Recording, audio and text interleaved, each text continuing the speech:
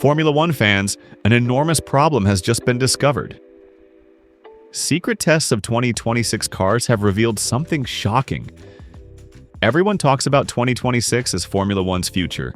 Clean energy, new constructors, a bold new era. But buried beneath all that hype, engineers have quietly discovered a problem so significant, it could change how racing feels forever. On paper, the new power units sound incredible. Over 1,000 horsepower when everything works together. But here's the problem. That power doesn't last. The battery will deplete multiple times each lap, and when that happens, those 1,000 horses collapse to approximately 550 horsepower instantly. One moment the car is a monster, the next it suddenly lacks almost half its strength right in the middle of a straight. You can press the boost button, but nothing happens when the battery is empty. Stay with me because what I'm about to tell you will change your understanding of 2026. On paper, the new power units sound incredible. Over 1,000 horsepower when everything works together, the internal combustion engine and battery combine into what James Allison called a thing of frightening beauty. But that power doesn't last, not even close. Because of compromises made during these rules' creation, 2026 cars will be energy-starved very often. The battery will deplete multiple times each lap. Instantly, that dream of 1,000 plus horsepower collapses to approximately 550 horsepower. One moment the car is a monster, the next it suddenly lacks almost half its strength right in the middle of a straight. This is why some inside the sport are already worried. Drivers will spend races desperately trying not to become sitting ducks.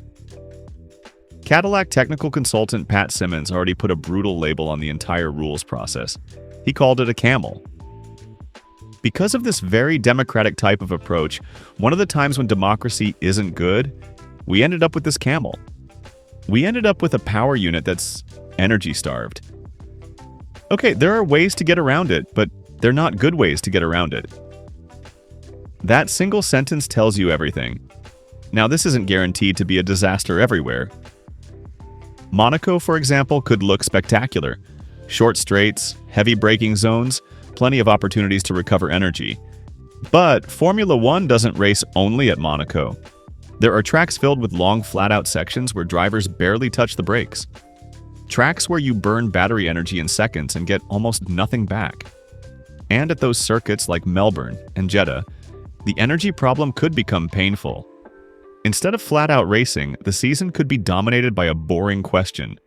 Who's best at saving energy? The FIA knows this risk exists. That's why last year they suggested a dramatic idea. Cut the battery's maximum power during races from 350 kilowatts to 200. This would lower peak output to approximately 800 horsepower, but allow drivers to use that power longer.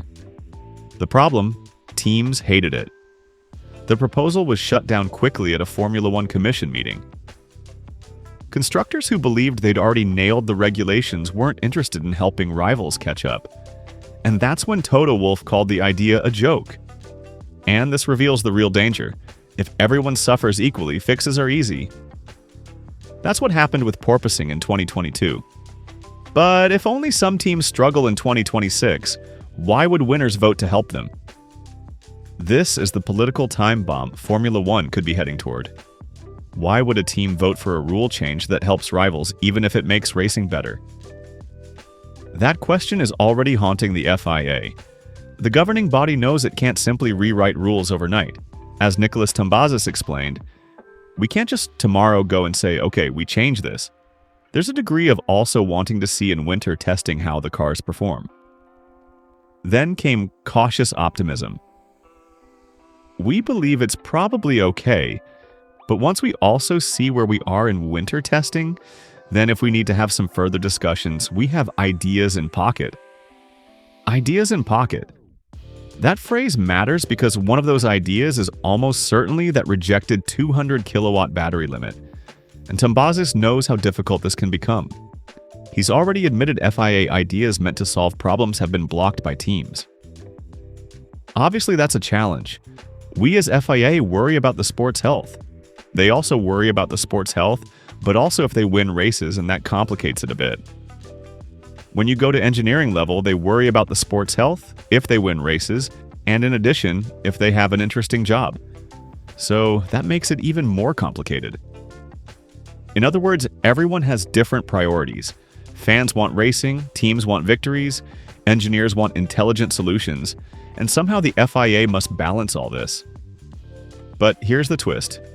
The FIA might now have more power than before. Hidden inside the 2026 regulations is a completely new section called Section A. And it says one of the rule's main objectives is promoting competitive balance and championship sustainability.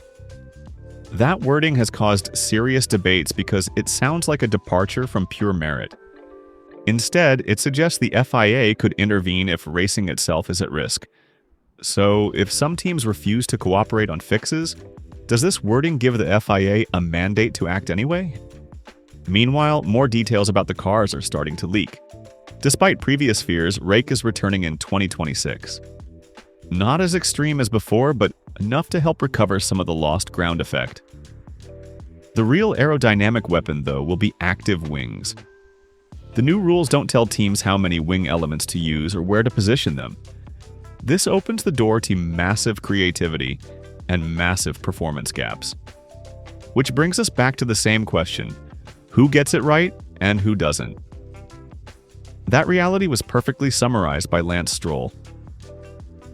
It's a bit sad that we're going in the direction of 400 kilometers per hour on the straight, and half the speed in corners. Managing energy and battery power isn't as exciting as pushing flat out with lots of downforce. But then came the twist. But if we're sitting here in Melbourne and we're super fast and everyone else has slipped behind us in the mirrors, I mean, it'll be a nice car to drive. And there it is. Complaints are loudest from losers. Silence belongs to winners. So when 2026 arrives, the real story won't be about horsepower, batteries, or active wings. It'll be about who complains, who smiles, and whether the sport chooses racing or rewards those who solve the puzzle first. Because once cards are on the table, it might already be too late to reshuffle them.